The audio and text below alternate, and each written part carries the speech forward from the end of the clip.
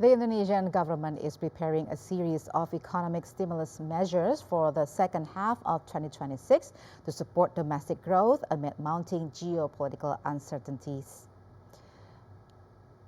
Assalamualaikum warahmatullahi wabarakatuh. Officially announced by Coordinating Minister for Economic Affairs Erlangga Hartarto in Jakarta on Monday, June 22nd, the new economic stimulus packages worth about 26.34 trillion rupiah or about 1.50 billion US dollars focuses on boosting domestic consumption, safeguarding purchasing power, and supporting industries impacted by global economic uncertainties.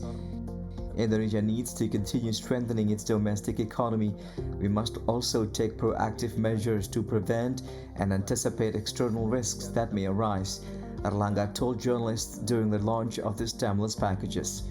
The 8 stimulus packages are divided into 3 main pillars alongside specialized tax and industry policies.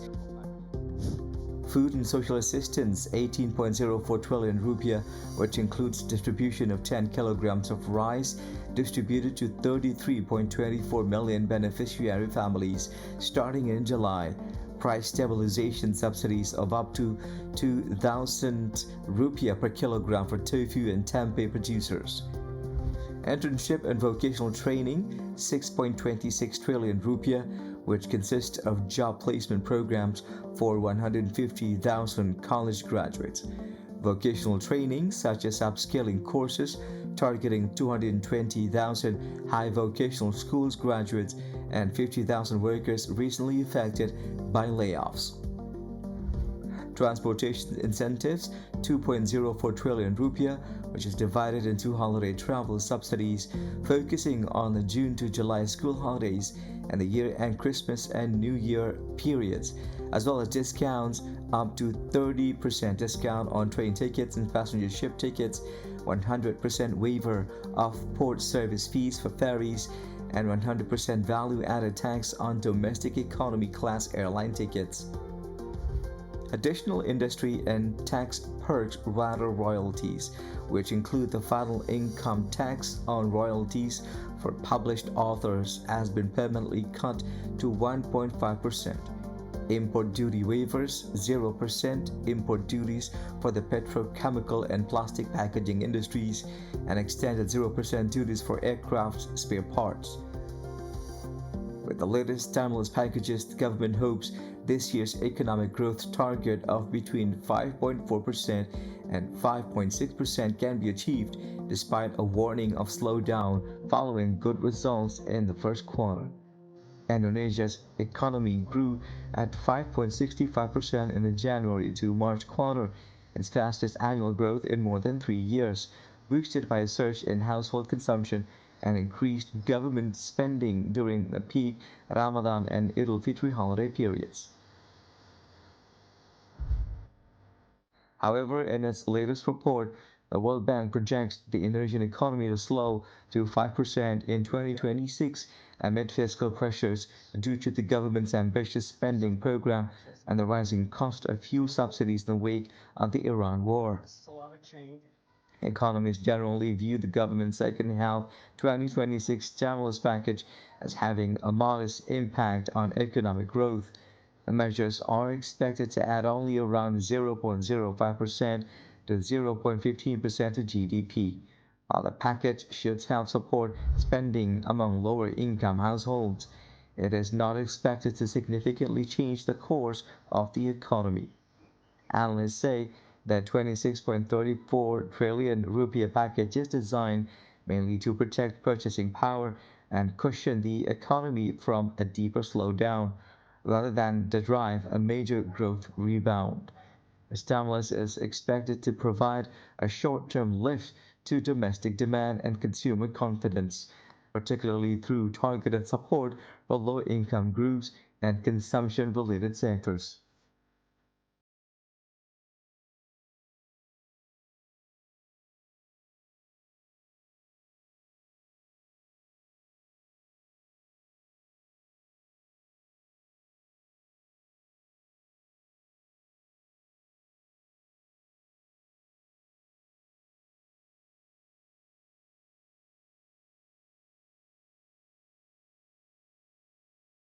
The Indonesian government is preparing to roll out a new economic stimulus package to support growth as the economy shows signs of slowing amid ongoing geopolitical uncertainties. To discuss what this package could mean for the Indonesian economy, we are joined this afternoon by Tauhid Ahmad, senior researcher at INDEF. He will share his insights on the stimulus measures and their potential impact on the country's economic growth. Pak Tauhid, thank you very much for joining us today. Thank you for inviting me to discuss this day. All right, Pak Tauhid, the government has rolled out a 26.34 trillion rupiah stimulus package to support growth in the second half of 2026. How significant is this package in the context of Indonesia's overall economy? Yeah, as you mentioned and also describing before that the stimulus packet 26.34 trillion is quite huge in the number of the economic, the domestic gross domestic product. Yeah, I think it's relative limited because the stimulus only to catch up the maintain consumption of household and also to maintain the business rather than to boost our economic growth.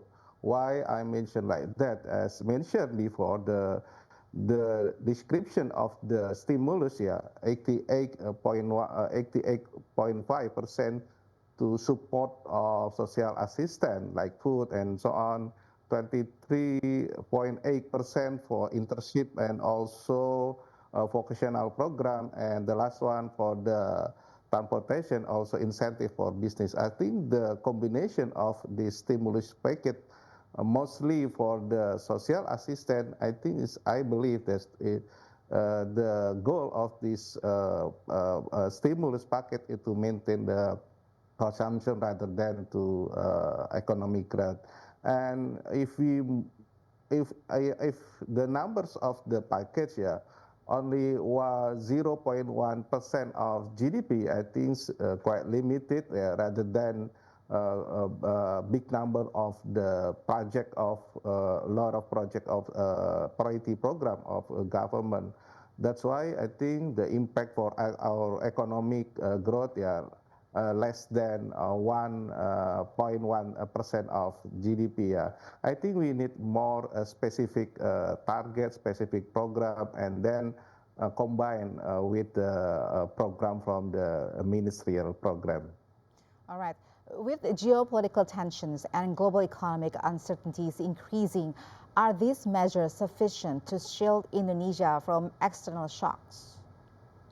Yeah, I think this packet is, quite important, but it is not enough, because in the geopolitical impact to our common economy, to the inflation, mostly for the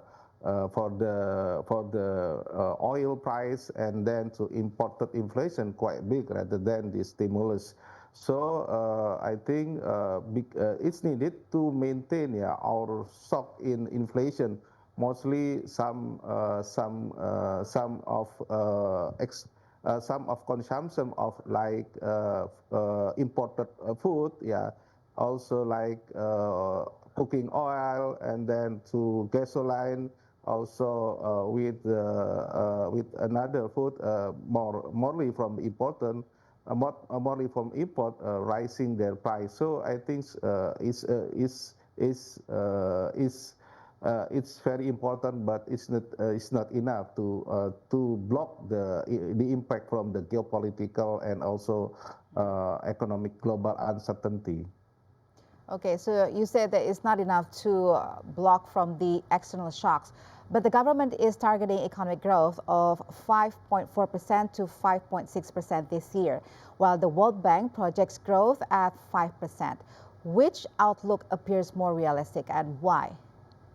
Yeah, I think in the first quarter when our economic growth 5.6%, the first quarter, I believe that our target 4.4% will achieve, But I realize that a second or the third quarter, maybe our economic growth will be slowed down, So I believe with this World Bank projection, yeah, more realistic rather than the government target. You know, this is government target, not the realistic government, not realistic government economic growth. So the gap between this number, I think is not to be big, yeah. But the problem is this in the second in the third quarter we have facing external shock more deeply, yeah. Like the policy not only for the war Iran and US, but the policy from the Fed, I think more big impact to our economic growth.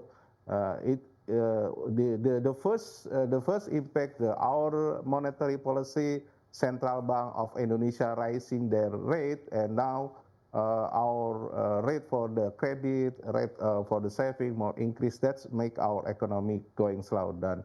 The second one, I think about the domestic problem. Yeah, the domestic problem we have facing about the demand of our economic relative limited. Yeah, because our fiscal, the room of our fiscal very limited, because you know we have problem with the fiscal deficit now around 0.7 and 0.9, and we have only 2.4% in this year. So I think the room for the economic growth very limited with this situation. So I believe that our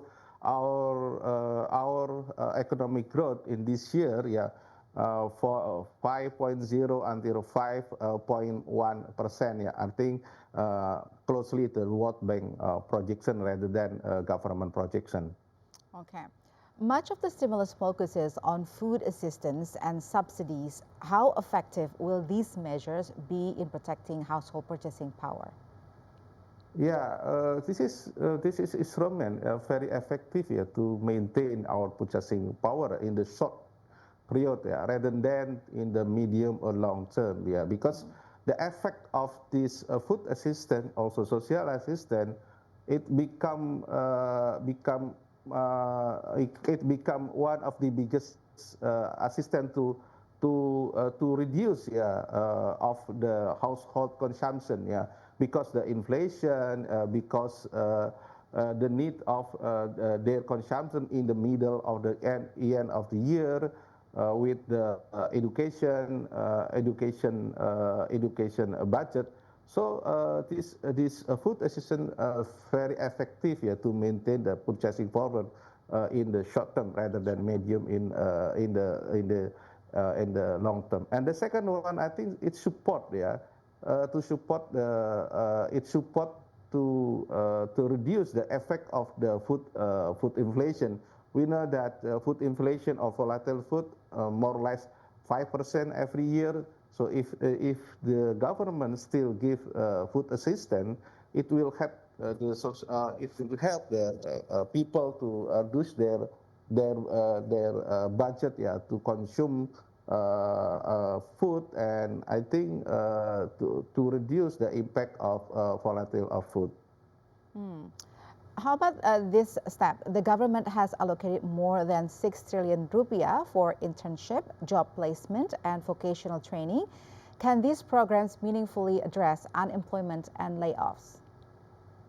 Yeah, we know the statistics say this program, the target of this program around 150,000 of the member of the especially for the students, yeah, for the student, yeah, it will help them, yeah, to increase their employability, like to increase their reskilling or upskilling, and to reduce, yeah, mismatch between the labor competition and the need of the industry. Yeah.